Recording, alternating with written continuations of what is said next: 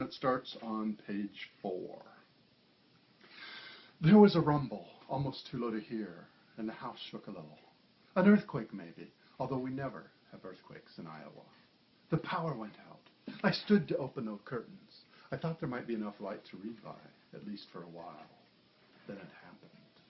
I heard a cracking sound, like the sound the hackberry tree in my backyard had made when Dad cut it down last year, but louder! A whole forest of hackberries breaking together. The floor tilted, and I fell across the suddenly angled room, my arms and legs flailing. I screamed, but couldn't hear myself over the noise. A boom, and then a whistling sound. Incoming artillery from a war movie, but played in reverse.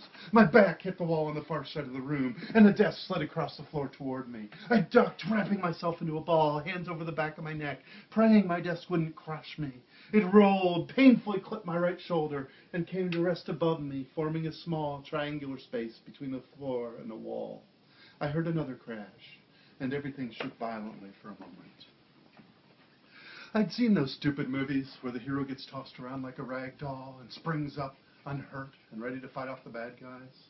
If I were the star in one of those, I suppose I would have jumped up, thrown my desk aside, and leapt to battle whatever malevolent god had struck my house. I hate to disappoint, but I just lay there, curled in a ball, shaking pure terror.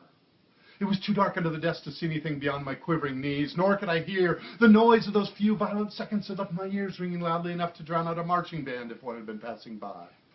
Plaster dust choked the air, and I fought back a sneeze. I lay in that triangular cave for a minute, maybe longer. My body mostly quit shaking, and the ring in my ears began to fade. I poked my right shoulder gingerly. It felt swollen, and touching it hurt. I could move the arm a little, though, so I figured it wasn't broken. I might have lain there longer, checking my injuries, but I smelled something burning.